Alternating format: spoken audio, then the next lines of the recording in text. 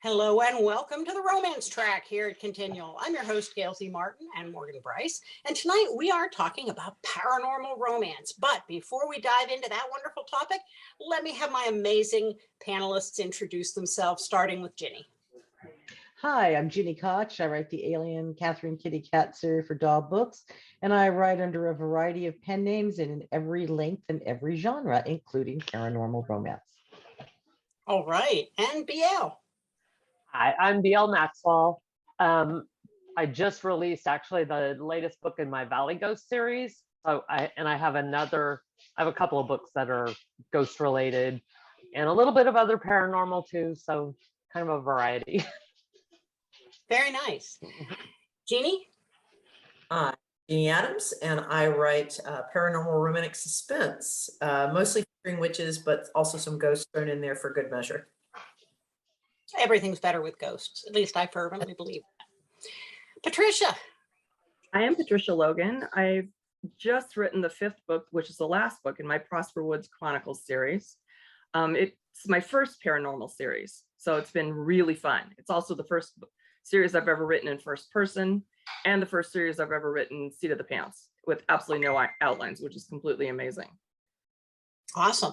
Yeah. And I'm Martin and Morgan Brice. As Gail, I write epic fantasy, urban fantasy, and more with a whole lot of ghosts and monsters. And as Morgan Brice, I write urban fantasy, male paranormal romance with a whole lot of ghosts and monsters, because everything's better with a few ghosts, a couple of haunted objects, maybe a vampire or two. You know, it just adds spice to life.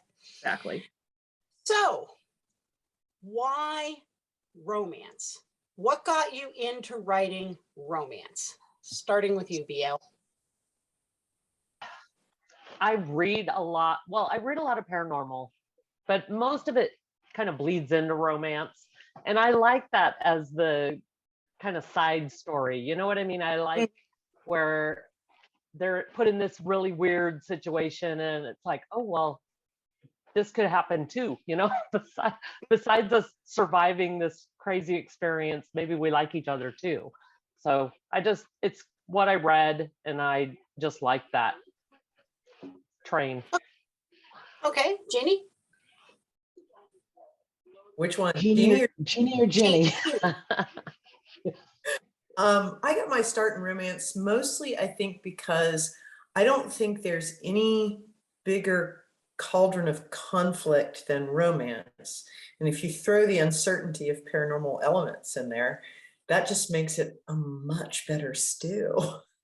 And so I think it's so much fun and so connected to people to write romance, because everybody's had a romance at some point, or is in one, or is looking for one.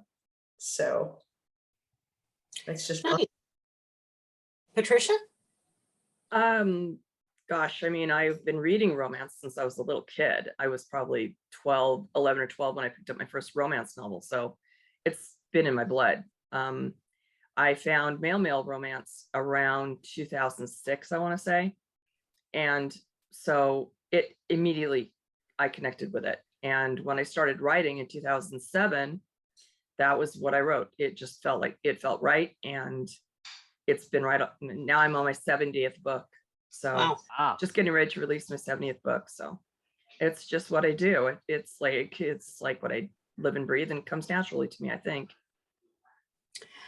Yeah, I mean, I've always had some element of romance in my action adventure books, but it was tiny. It was more like 3% romance, 97% kick butt, because people can't kick butt all the time. You have to have some relationships, but it was never the focus. With the Morgan Brice stuff, it's more 50% action, 50% kissing. And then that's kind of fun getting to explore the internal thoughts and insecurities and desires of the main characters in a way you don't get to when you're writing action adventure, where it's all about who's shooting whom. That's still fun though. It is. Yeah. But you get more leeway to do that with romance than you do in other genres. And I also write male romance, and I love the hurt comfort piece of it, where that's my favorite trope, where people, come and help each other out and save each other, and leads to a lot of mushiness. So yeah, that's why romance for me. But now let's talk about your particular flavor of paranormal. There's all kinds of stuff. There's shifters and vampires and monsters and zombies and time travel and all kinds of stuff. So what are your flavors of paranormal? Patricia? I started out this series thinking I'm going to write a vampire book. So I picked out a vampire and wrote him. And then I gave him a shifter as a mate who turns out to be a unicorn. We don't know that until the end of the first book, but I also threw in a witch, and then suddenly werewolves appeared. So I ended up with this town, this little tiny town full of all these paranormal creatures. And one of my main characters, my shifter, he didn't even know that he was a shifter. So it's, you know, I threw in everything I could think of. I threw in ghosts and ghouls, and, you know, it just has expanded into this massive town of weirdos. And it's amazing and fun and crazy, and my readers love it. And that's what it, so I don't think I have a particular flavor. It's a whole melting pot of fun, crazy, you know, paranormal creatures. Okay. Jenny? You forgot me on the last question. I'm So sorry. I'm gonna, Well, then it's answer okay. both now. I'll I'm answer sorry. both.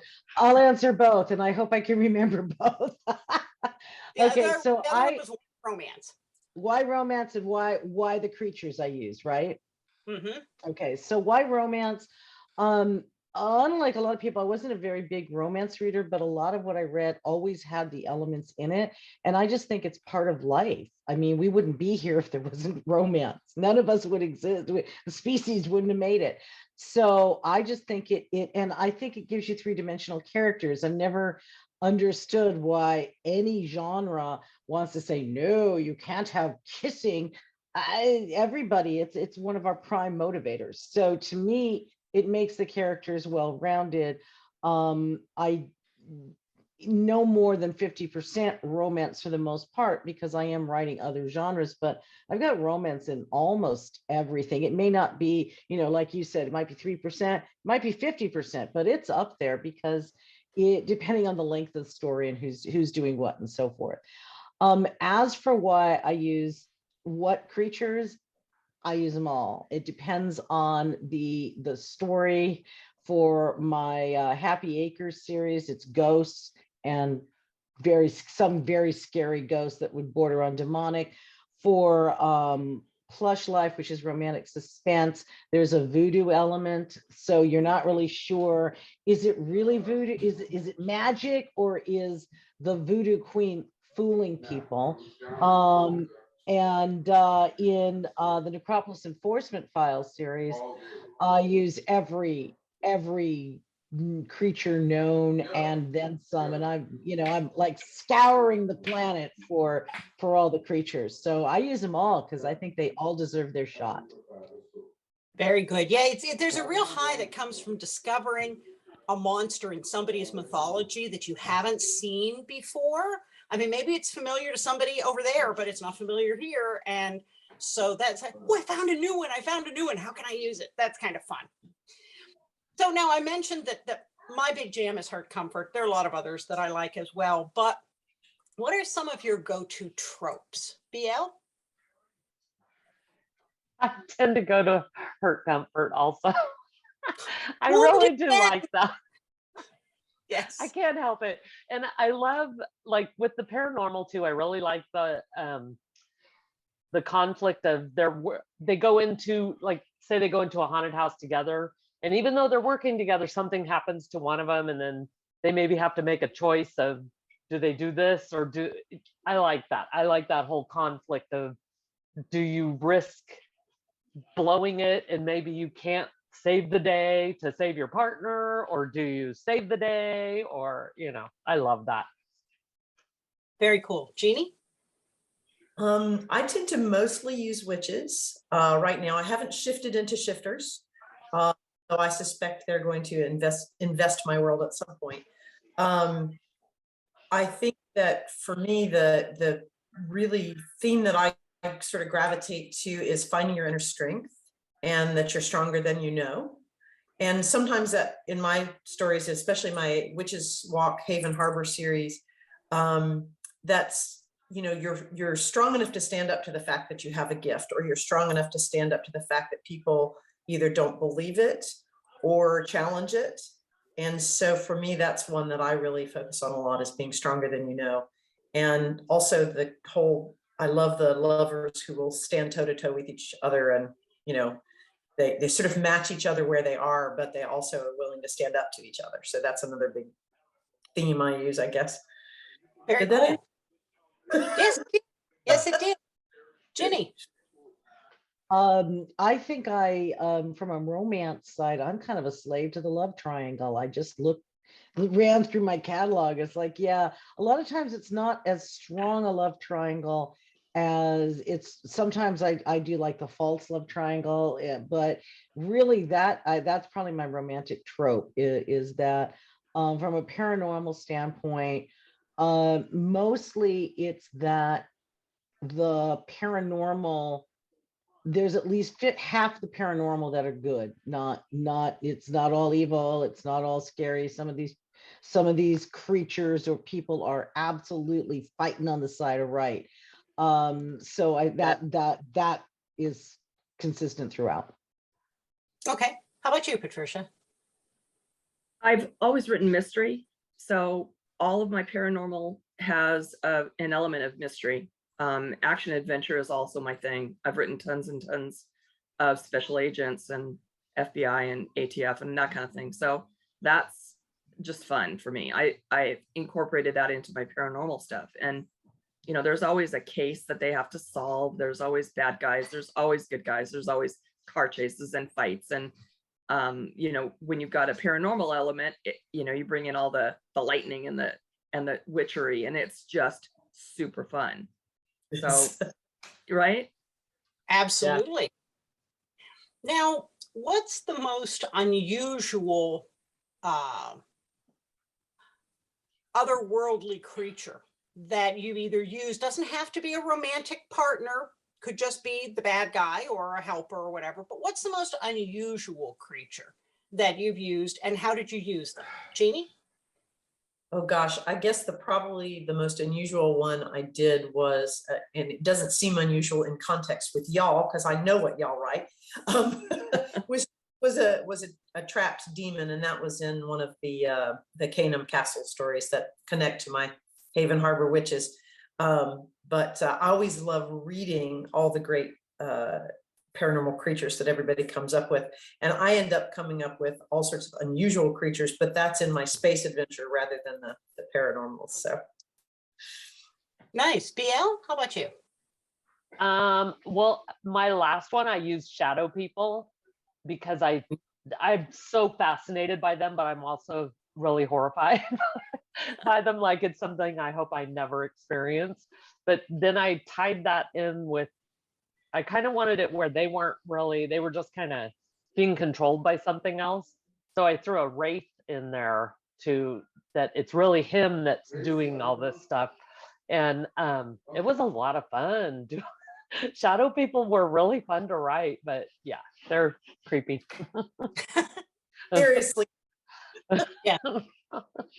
Ginny and Fred. We have the Fluffy cat Death up here. says hi. This is Fluffy Death. She says hi. I'm trying to think. Most of the really bizarre ones are coming in the next Acropolis Enforcement Files and Night Music. I have a lot, including the demons that tickle you to death, which is horrifying. It's a horrible way to go, right? The waves that are actually made of teeth and stuff like that. So that's some horrific fun coming up. And then in one of my short stories in my collection, The Disciple and Other Stories of the Paranormal, the Devil's Daughter's in there, and it was fun doing her as a very typical daughter, as opposed to some evil manifestation. So I kind of like taking the creepy ones and either making them creepier or making you look at them in a different manner. Like I have a snake demon in the Night Beat, and he's just a lesser demon trying to get by on the human plane. So, and I'm terrified of snakes. So for me, anything that's a snake, that was the scariest thing I wrote. Patricia. I don't know. There's no rules with anything that I write. So everything that I've done has been, things that have come out of my own head. I've written a lot of weird shifters. I mean, I've got a sheriff's deputy who's a hedgehog, and she's just amazing. She's this little round lady, and she's got spiky hair, and when she shifts, she turns into a hedgehog. So I've got this group of what I call the champions, which are basically unicorns that are eunuchs. They're so dark that they're like blue. That's how dark their skin is. They breathe fire. They can fly. They're like Pegasus. They've got like Pegasus wings. I mean, I just make this stuff up. It just comes off the top of my head. It's just like whatever. And my readers seem to love it. It's just amazing to explore this. It's fun. And I also have snakes, by the way. I have some cobras. My shifters are weird. I've got some bugs and some things as small as ants and things as large as dragons. So yeah. I think the weirdest ones I used a dokaibi, which is a Korean goblin in Legacy. And that was fun because it was something a little fresh. Thank you. It was fresh, and it was just I took some liberties with it, of course, which is what you have to do to get some of these things to fit in your story. But it was fun to come at something that I hadn't seen before. And then in one that I just finished that will be coming out next year, I've got a medium who falls in love with a ghost. And so working out the mechanics for ghost sex was kind of challenging, but we got there. I bet. And it had a very happy ending for everybody involved. So, you just have to figure out how to make it work when one person doesn't have a body. Which leads to another question. What did you say, Jeannie? Challenge, but it can be overcome. Anything can be overcome with enough, inspiration. So how does magic work in your world? Jeannie? Well, I've got two different worlds where I use magic. One is an urban fantasy, and then one is the paranormal romance series, the Witch's Walk paranormal romance series. Both magic series are pretty sort of typical Celtic nature magic, having to do with energy flow and the elemental magic of that kind that's really tied to nature. So it's not very out there. It's sort of pretty much the traditional Celtic pattern. Okay. Patricia. Gosh, I mean, everything in my world is magic. I have, when they shift, they sparkle, because they're unicorns. When my witch appears on the scene, he is an old man who leans on a big staff, and when he wants to do magic, then he just lifts that staff and lightning shoots out of it, and he shoots out these giant bowling ball sized, spheres of light that put holes in bad werewolves, So, there's always purple lightning flying around everywhere. There's, I've got guardians who guard the prince, who's a little tiny unicorn, and they also, I mean, it's just nuts. So they've got their own forms of magic. They create domes that sparkle and protect my prince. So I throw, it's like a big melting pot. Like I said, I just throw whatever in there and it works. Nice. Jenny. It depends on the stuff in the Happy Acres. They're ghosts, so they can do what ghosts can do and can't do, what ghosts can't do. And it's just the more powerful the ghost, the more things it can or can't do. Most, like I mentioned in Plush Life, it's voodoo. And so is the voodoo magic really magic, or is it just that this woman is so aware of psychology that she can influence people into her belief system? And she's not an evil, by the way. She is a supporting character who helps the hero and heroine to overcome the bad guys. And then in the Necropolis Enforcement Files series, there isn't real the only magic there is magic that the witches, the warlocks, or anyone else with that kind of bent are do. Like, you know, Shakespeare is creating spells for them to use, and then everybody can chant, but most of the time the creatures can only do what they can do. So vampires can only work the night beat because they are they need to go get out of the sunlight, and werewolves don't really like to take baths, but they will because they're dogs, you know, they're canines. So I try to keep it limited to what each creature can do and not go beyond that. Okay. BL? Well, in Tutu, he's a demon hunter, but he's the ancient god, the Egyptian god Tutu, inhabiting, like sharing a body with a human. And so when he channels Tutu, when he's in control, his tattoos glow, you know, so you know that he's in charge. He doesn't really have magic, but he's powerful, I guess you'd say. In my Gargoyles series, they were brought to life by sort of a combination of rituals that gave them life. My Ghost series, the ghosts are, you know, the ghosts are ghosts, but some are more powerful, you know, some are more, I guess you'd say, more dark, more evil. They can do, you know, they want to hurt you where others don't. They just want to avoid you. But the ghost hunters themselves use sigils and different things like that to, you know, they sage, they do all sorts of things to protect themselves from the ghosts. So. Okay. Now, does using magic and paranormal elements make any part of writing romance harder or easier, Jeannie? Or change how you come at the story from a non-paranormal side? I think it changes how you come at the story, because if you're using romance with defense element, that's grounded in reality, and everybody knows a gun is a gun is a gun. But when you're writing with paranormal elements, I think it makes it fun, challenging, but fun, because everybody approaches and views magic a different way. Like Patricia was saying, you know, her creatures can do anything. Well, how does the human side of whoever is in the protagonist role react to that? And when you have magic, other condition other than that you're setting up system.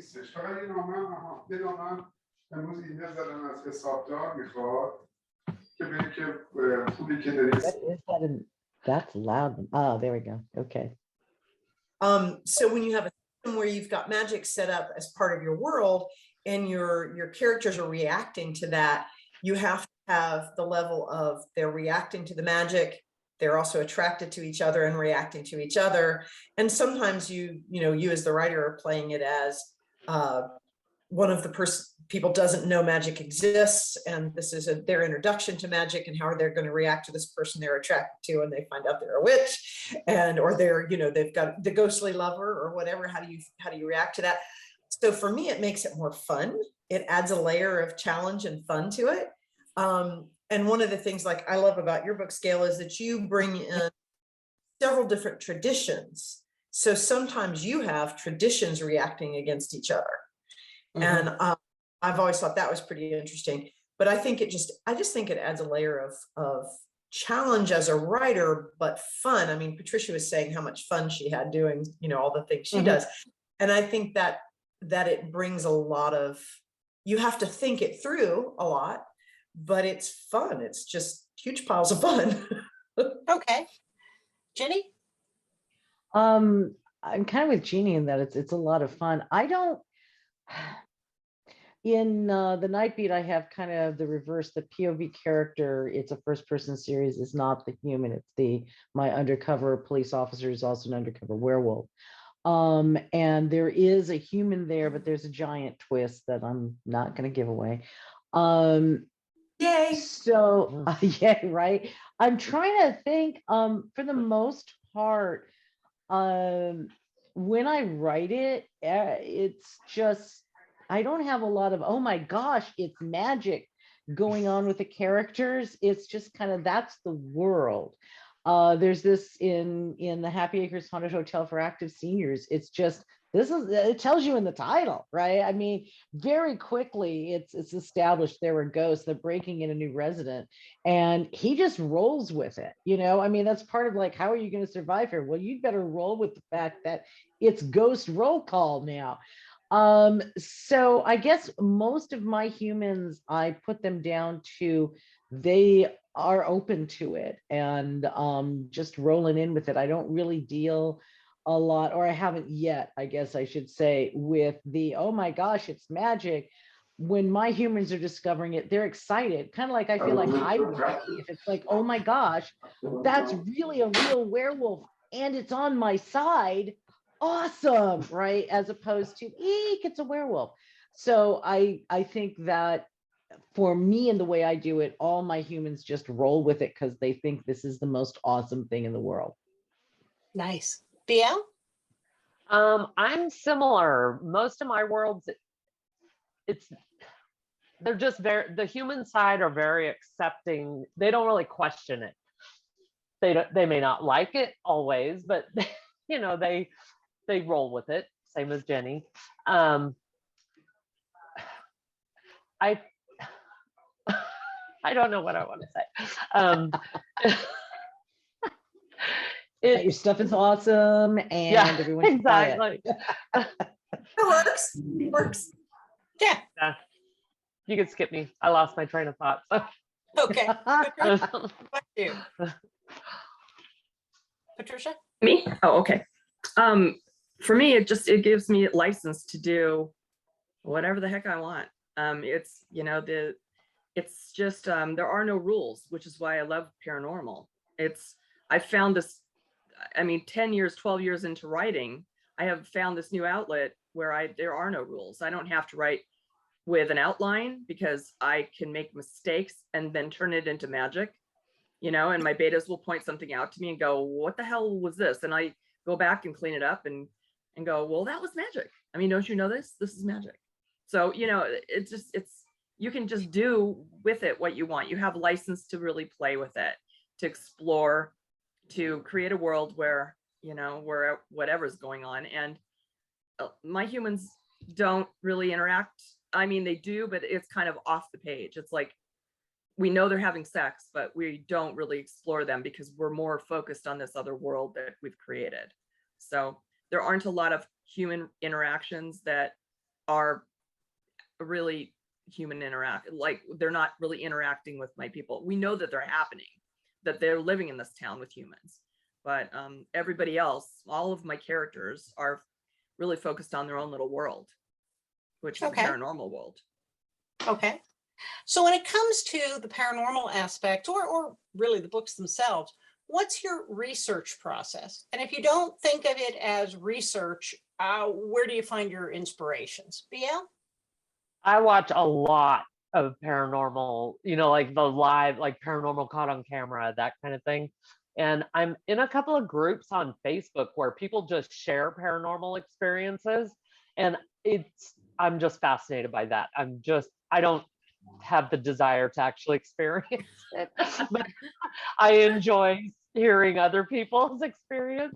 And I use that a lot.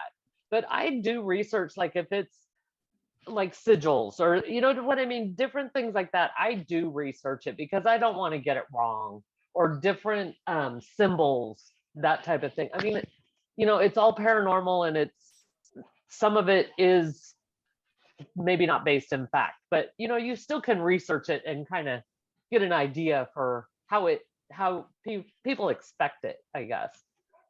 So. Okay. Jenny? I do an almost embarrassing amount of research. And, you know, people are like, there's no research in this. Oh, yeah, there really is. I research settings quite a lot. I research pretty much whatever I'm writing, there's going to be some level of research in it. So when it's paranormal, I'm researching things like the list of fallen angels and the demon kings and you know, all these horrible creatures of exist that have to be living on the plane of the in Necropolis Enforcement. There are planes of existence, and the plane of the fantastic is terrifying, and that's where all the I had to come up with some really scary stuff. So I went through, you know, the scariest thing from each country, and that's where that tickle monster comes from. There is nothing worse, and all these other things. So I do a lot of research so I can go back, you know, what are the elements and things like that. And so I'm not using the same character or the same traits over and over and over again in what my characters in Necropolis Enforcement, they have to avert Armageddon every time they're walking out the door. So it can't be the same Armageddon. It has to be a different Armageddon. That requires a lot of research, and just, you know, location.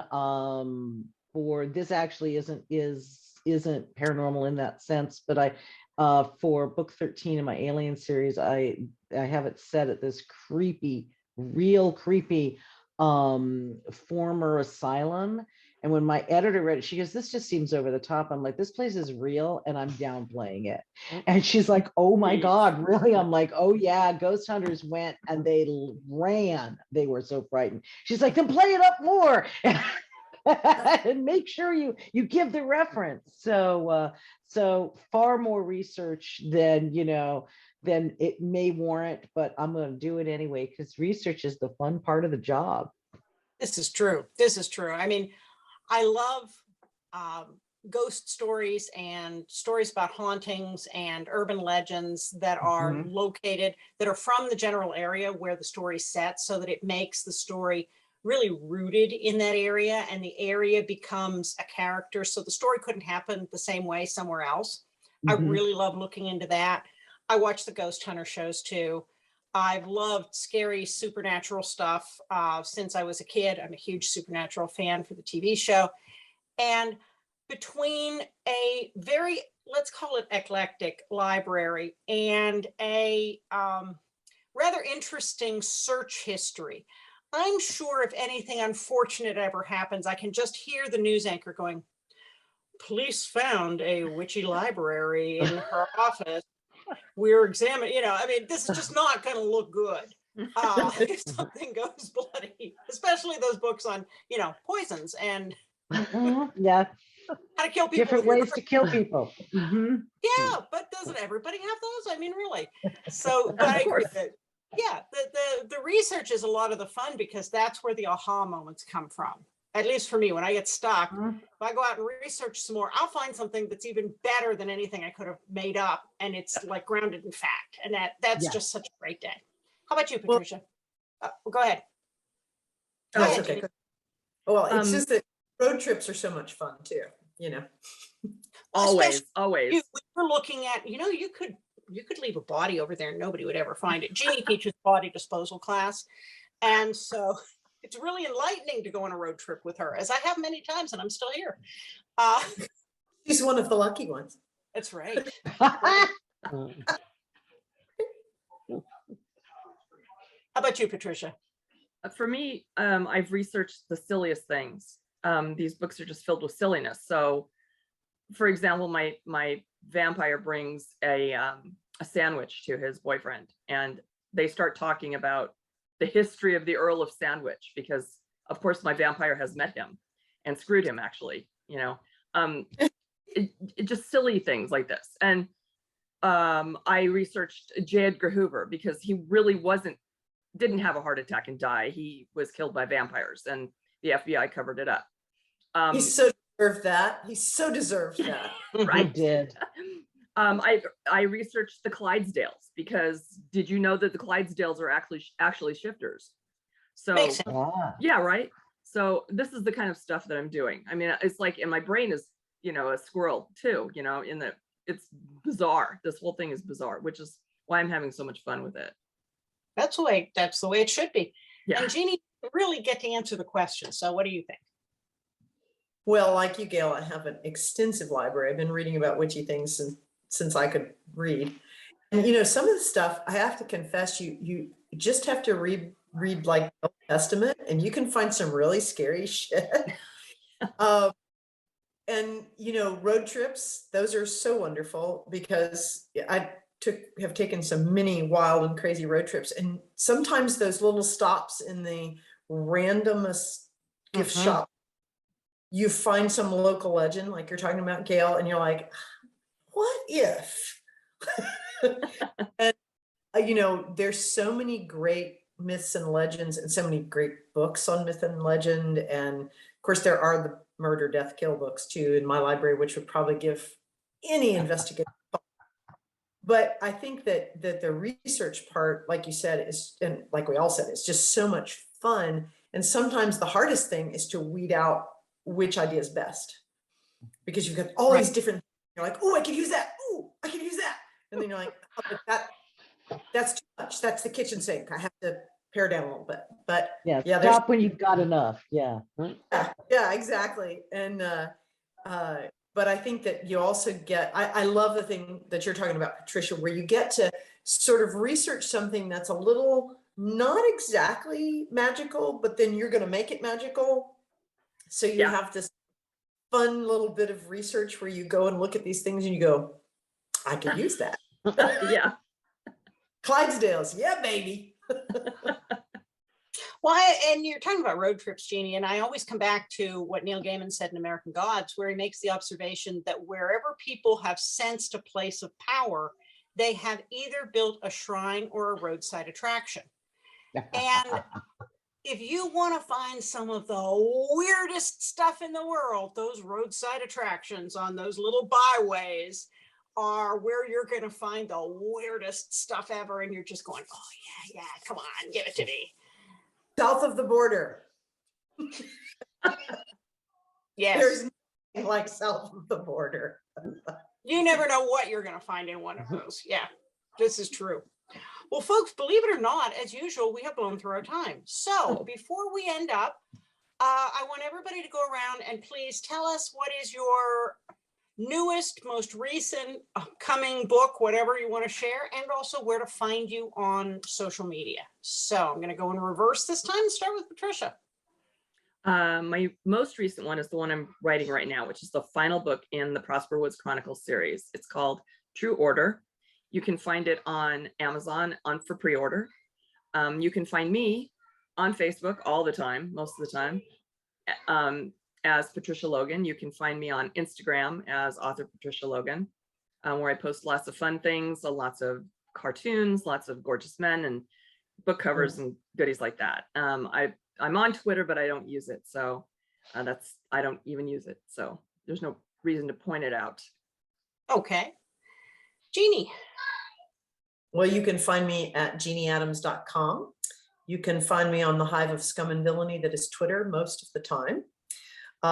You can find me on Facebook fairly regularly. I love Instagram because I like to take pictures of Scotland, which is where I'm at now. And obviously you can find me here at Continual a lot too. Very nice. BL. I actually just finished, well, I just released, like I said, Ghost Shadow, which is a ghost book. But I just started writing a second book that's about a vampire. So I'm excited about that, but I just like barely started it. You can find me, I'm always on Facebook, BL Maxwell on Facebook. And then I'm on TikTok now too, which is kind of fun. And, you know, everywhere else, Instagram, not really on Twitter, but yeah. Okay. Ginny. www.ginikoch.com is my website. You can find pretty much everything, but I'm on Facebook all the time. I'm on Twitter a lot. I'm on Pinterest. It says I'm on Instagram, but I'm really not. Stop sending me messages because I'm never going to see them. And my most recent releases are short stories and anthologies. I have Saving Sally Ruth, which is a ghost story in the Derelict anthology about a ghost spaceship. And I have another story coming out in Gunfight on Europa Station anthology from Baen Books, and that's releasing in just about a week and a half, 2 weeks max. And then I will have The Reinvented Heart, which is coming out in February. And that is basically, in my viewpoint, it was science fiction romance, but it's examining what makes families. And then somewhere in between now and then, Silence in the City is going to come out, and I have a story in there as well. Cool. Well, I'm pretty easy to find as gailzmartin.com, morganbrice.com. I'm on Twitter and Facebook and Instagram and YouTube. And of course, here at Continual, I have 3 different reader groups, well, 2 reader groups and a supernatural group. So I'm pretty easy to find there too. As far as new stuff coming out, we've got Trash and Treasure out right now for pre-order, and it'll come out at the end of the month, but that is a possum shifter and a raccoon shifter, and it's part of the Fox Hollow series. And then Jeannie and I are in a shared worlds collection for New Year's, and that is Ring in the New at Canham Castle, which will be out at the end of the year, and it's a fictitious castle in a fictitious town in England that we've revisited now 3 times for 3 different holidays. And so you've got a bunch of authors who are all writing in the same space at the same time for the same holiday event and trying not to have their characters trip over each other, but it's really fun. It's very so. Thank you to all of you for being wonderful panelists tonight. And thanks to all of you for watching and listening. There'll be more romance coming up here on Continual, so we'll see you online.